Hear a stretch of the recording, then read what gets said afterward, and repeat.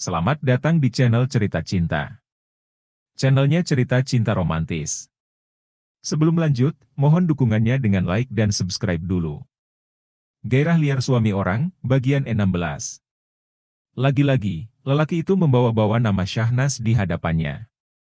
Aditya menyeringai. Sudah aku duga, pasti kamu akan tertarik, kalau aku menyebut Syahnas di sini, ucapnya puas. Seakan ia bisa membaca isi pikiran lelaki itu. Jendra mengarahkan tatapan tajamnya kepada Aditya. Rasanya, ia ingin kembali menghajar orang itu. Kamu baru menerima 150 juta dariku, kan? Apa itu masih kurang, sampai kamu ingin menemuiku di sini? Tanya Jendra. Tentu. Itu sangat kurang untukku, jawab Aditya. Ia tidak mengelak, jika memang saat ini ia sedang sangat membutuhkan uang. Jendra tidak percaya, lelaki itu menjadi semakin serakah. Orang miskin yang tiba-tiba punya banyak uang memang mengerikan. Kamu pasti belum lupakan, kalau Syahnas masih istriku. Yah. Walaupun, anggap saja untuk sementara waktu aku meminjamkannya padamu, ucap Aditya dengan sombongnya. Dia itu wanita yang sangat baik, bahkan aku merasa sayang untuk melepaskannya. Apalagi dia punya tubuh yang bagus. Kamu pasti sudah kecanduan oleh kemolekannya, kan? Ujar Aditya. Jendra merasa kesal, ia menghampiri Aditya dan mencengkeram erat lehernya. Tatapan matanya menyala, seolah ingin mencabik-cabik orang di hadapannya. Apa yang sebenarnya kamu mau, Basudil? Ucap Jendra dengan penuh emosi. Aditya masih bisa tersenyum menatap Jendra. Seperti yang aku bilang tadi, aku akan menceraikan Syahnas dan sisanya terserah padamu mau diapakan dia. Tapi, berikan aku 10 miliar tunai. Setelah itu, urusan kita selesai, ucapnya. Jendra mendorong kasar Aditya. Ia tidak habis pikir dengan lelaki itu, bisa-bisanya Syahnas memilih lelaki semacam itu sebagai suami. Bagaimana? Aku rasa uang sejumlah itu tidak menyulitkanmu. Tapi, kalau kamu tidak mau, ya sudah. Terserah saja. Berarti Syahnas itu masih istriku sampai kapanpun, kata Aditya. Kamu tidak perlu munafik, Jendra. Dari raut wajahmu, aku tahu kamu sangat tertarik dengan istriku. Setelah aku menceraikannya, bukankah kamu jadi lebih mudah, jika ingin menjadikannya istri kedua? Bujuk Aditya. Apa yang Aditya katakan ada benarnya. Jendra memang sudah malas berurusan dengan lelaki itu. Ia juga setidaknya bisa menghindarkan Syahnas dari lelaki sialan seperti Aditya.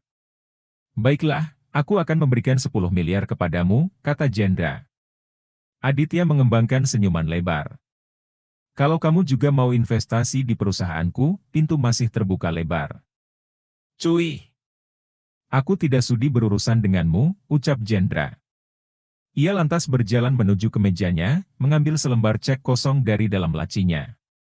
Ia menuliskan nominal yang Aditya inginkan, lalu membubuhkan stempel dan tanda tangannya. Ini, kata Jendra seraya menyerahkan cek itu kepada Aditya. Mata Aditya berbinar-binar saat melihat nominal yang tertera pada cek. Ia tersenyum senang. Jangan senang dulu. Cek itu hanya bisa dicairkan setelah kamu mendapatkan surat cerai dari pengadilan. Berikan berkas perceraiannya, dan aku akan menyuruh orang untuk segera mengurusnya, kata Jendra. Baiklah, besok akan aku kirimkan berkas-berkas yang dibutuhkan. Aku harap, kamu bisa mengurus proses perceraiannya secepat mungkin, supaya aku bisa cepat menarik uang ini. Setelah mendapatkan cek itu, Aditya melenggang santai keluar dari ruangan itu. Jendra hanya menatapnya dengan tatapan tajam. Ia heran ada lelaki semacam itu, tapi masih dipercaya oleh istrinya. Jika ia mengatakan hal itu kepada Syahnas, wanita itu juga tidak akan percaya. Habis ngapain dia? Aku lihat, tadi dia keluar ruangan sambil tersenyum-senyum seperti orang gila. Ucap Regi yang baru kembali masuk ruangan Jendra, setelah kepergian Aditya. Dia hanya heran dengan tingkah mantan karyawannya, yang mendadak menjadi belagu. Bahkan sama sekali tidak mau menyapa, seolah mereka tidak pernah saling kenal. Padahal dia yang mengenalkannya pada Jendra. Dia menawarkan aku untuk berinvestasi di perusahaannya, kata Jendra. Regi terkekeh mendengar hal itu. Sepertinya dia benar-benar gila. Berani sekali menawarkan kerjasama pada sahabat mantan atasannya. Luar biasa, gumamnya tidak percaya. Dia juga minta 10 miliar. Katanya dia mau menceraikan Syahnas dan tidak akan mengganggunya lagi. Regi melebarkan matanya, tertegun mendengar penuturan Jendra. Lalu, kamu memberikannya? Tanyanya memastikan. Jendra mengangguk. Hal itu membuat Regi kecewa. Apa kamu juga ikutan jadi bodoh?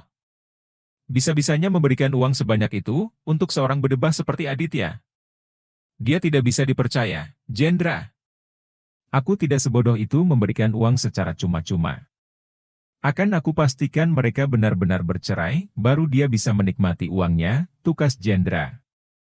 Ah, itu sama saja. Orang seperti dia tidak mungkin menepati ucapannya, ujar Regi. Biarlah, yang penting aku tidak mau berurusan dengannya lagi. Jendra berucap dengan santai. Baginya, uang 10 miliar bukan apa-apa, kalau memang bisa menyingkirkannya dari manusia parasit seperti Aditya. Aku rasa dia sedang kesulitan uang, mungkin saja dia dimanfaatkan oleh Jarvis. Bodoh sekali dia, ujar Regi. Ia sangat menyayangkan kebodohan Aditya, padahal laki itu bisa bekerja dengan baik. Syahnas tengah merapikan tempat tidurnya. Malam telah larut, dan sudah waktunya ia beristirahat setelah bekerja seharian. Meskipun tempatnya kecil, ia cukup nyaman berada di sana. Ia merebahkan tubuh dan mulai memejamkan mata. Malam ini tidak ada panggilan dari Jendra untuk tidur di kamar rumah utama. Sepertinya, lelaki itu juga belum pulang kerja. Setidaknya ia bisa memanfaatkan waktu untuk beristirahat dengan nyenyak malam ini. Namun, pemikirannya ternyata salah. Baru saja ia hampir terlelap, tiba-tiba ia merasakan seseorang memegang kakinya. Ia sampai terkesiap kaget, pelakunya tidak lain adalah Jendra. Ia tertegun beberapa saat, menyadari lelaki itu ada di kamarnya menjelang tengah malam. Tuan, kenapa Anda di sini? Tanya Syahnas yang masih bingung. Tentu saja ingin menemuimu, ternyata kamu belum tidur. Kalau saja Jendra tidak datang, sudah pasti Syahnas sudah terlelap tidur.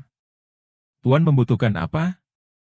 Kenapa tidak ada yang memberitahuku kalau Tuan sudah pulang, ucap Syahnas. Jendra duduk di ranjang, sehingga keduanya saling berhadapan. Ia mengusap wajah Syahnas, seraya menyelipkan helaian rambut yang tergerai menutupi wajah. Aku sengaja tidak ingin memberitahu siapapun, supaya bisa datang menemuimu ke sini sendiri. Ah, apa saya perlu bersiap-siap ke rumah utama? Tanya Syahnas dengan nada kikuk. Ia tidur mengenakan daster murahan dari pasar, yang warnanya selalu luntur setiap kali dicuci. Ia yakin penampilannya saat ini sangat kacau. Biasanya jika Jendra memintanya datang, ia akan merapikan diri. Paling tidak mengenakan pakaian pelayan, yang bahannya lebih bagus dari pakaiannya yang lain. Tidak perlu. Kamu seperti ini juga kelihatan cantik, puji Jendra. Syahnas menelan ludahnya. Melihat gelagat Jendra seperti itu, ia merasa lelaki itu sepertinya tengah memberi kode untuk mengajaknya bercinta. Benar saja, baru sebentar ia memikirkannya. Jendra sudah mendekatkan wajah dan memagut bibirnya. Tuan, tunggu sebentar, pinta Syahnas dengan lembut. Kenapa? Jendra protes. Apa Anda yakin mau melakukannya di sini? Tanya Syahnas memastikan. Kamarnya tidaklah sangat nyaman. Tidak ada AC di sana, hanya ada kipas angin yang berputar pelan di atas. Tempatnya sempit, tak seluas kamar Jendra. Dimanapun tidak masalah. Aku sedang ingin melakukannya, tutur Jendra. Dalam waktu singkat, lelaki itu sudah menguasai Syahnas dengan agresif. Ia memagut mesra bibir tipis wanita itu secara perlahan. Tangannya bergerilya menyusuri setiap lekukan indah, yang selalu membuatnya mabuk kepayang. Jendra tak peduli kini ia ada di mana. Meskipun harus mengunjungi kamar pembantu, ia seakan ingin melampiaskan hasratnya seraya meluapkan kebahagiaan.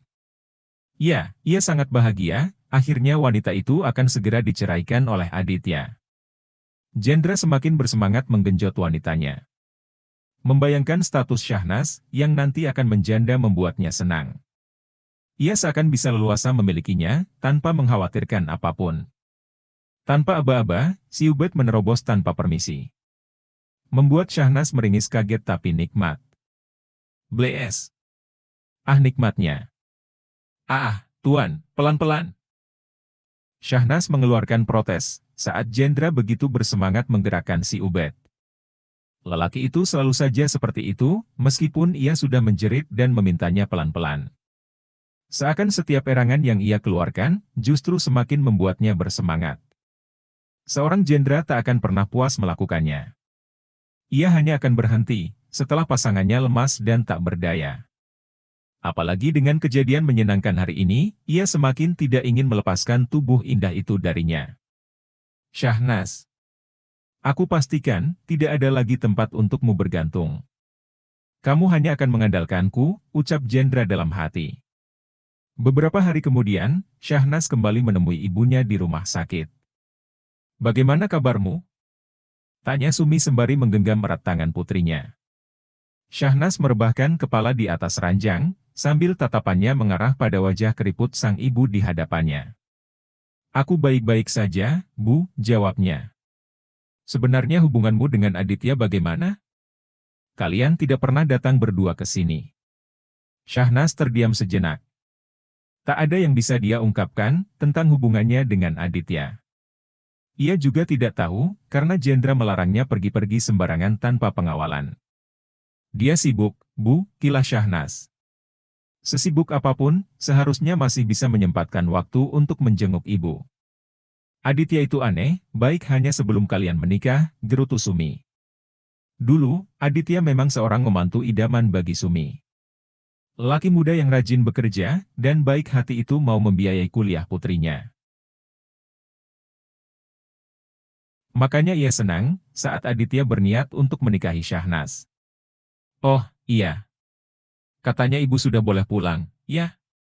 Tanya Syahnas mengalihkan pembicaraan. Ibunya memang sudah cukup lama dirawat di sana, dan kondisinya semakin membaik. Ia sangat berterima kasih kepada Jendra, yang sudah menanggung semua pembiayaan ibunya selama di sana. Bahkan tanpa mengurangi jatah bayarannya. Kata dokter tunggu 3 hari ke depan. Kalau memang kondisinya tetap stabil, ibu boleh pulang. Syahnas menghela napas lega. Syukurlah, aku senang sekali ibu bisa sehat lagi, ucapnya seraya mencium tangan sang ibunda. Tok tok tok. Pintu ruangan diketuk, 2 orang petugas kebersihan masuk ke dalam. Permisi, ibu. Kami mau membersihkan kamar ini dulu, izin salah satu dari mereka. Sumi dan Syahnas mempersilakan mereka masuk. Kedua petugas kebersihan itu membagi tugas, ada yang membersihkan bagian kamar mandi dan ruang perawatan. Bu, setelah ini aku pulang, ya. Soalnya sudah sore, kata Syahnas. Iya, pulanglah. Salam untuk Aditya nanti. Syahnas hanya mengangguk mengiyakan permintaan ibunya. Kalau bisa, nanti kamu mampir sebentar ke rumah, ya. Suruh orang membersihkannya, supaya nanti kalau ibu pulang bisa langsung ditempati. Syahnas sampai lupa, kalau ia masih punya rumah. Semenjak ibunya di rumah sakit dan ia tinggal di rumah Jendra, ia tak pernah mengunjungi rumahnya. Setahu ibunya, ia tinggal di rumah Aditya setelah menikah. Iya, Bu. Nanti aku mampir ke sana. Bra. Aduh, maaf. Pinta salah satu petugas kebersihan, yang tidak sengaja menjatuhkan tas milik Syahnas ke lantai saat tengah berbenah. Isi tas tersebut ikut keluar, karena tas dalam kondisi terbuka. Buru-buru petugas kebersihan itu memunguti benda yang tercecer, ada bedak, lipstik, dan dompet. Untung saja tidak ada yang pecah. Maaf ya, saya tidak sengaja. Ucap petugas kebersihan itu, dengan wajah takut dan cemas. Ia menyerahkan tas itu kembali pada Syahnas. Iya, tidak apa-apa, kata Syahnas dengan santai. Tunggu. Sepertinya ada yang ketinggalan. Kata petugas kebersihan itu. Ia berjongkok dan mengambil sesuatu dari bawah ranjang perawatan. Petugas kebersihan itu memandangi botol berisi kapsul di dalamnya. Ia seakan penasaran obat semacam apa yang ada di dalamnya. Itu punyaku, kata Syahnas. Karena orang yang memungut obatnya, seperti sedang meneliti barang miliknya. Ah, iya, ini. Kata pelayan itu segera menyerahkan kembali pada Syahnas. Buru-buru Syahnas memasukkannya ke dalam tas. Kalau boleh tahu, anak bak sudah berapa? Tanya petugas kebersihan itu tiba-tiba. Syahnas mengeritkan dahi. Anak? Aku belum punya anak, gumamnya heran. Iya, putriku belum memiliki anak. Dia baru menikah beberapa bulan, imbuh Sumi. Oh, begitu, iya, Bu. Mungkin putri Anda mau menikmati masa pengantin baru ya, jadi memutuskan untuk menunda punya anak dulu. Sumi dan Syahnas sama-sama terkejut dan heran mendengarnya. Mereka saling bertatapan. Syahnas, kamu benar menunda kehamilan dengan Aditya? Tanya Sumi penasaran. Ia memang sangat ingin bertanya, apakah putrinya sudah hamil atau belum. Bersambung.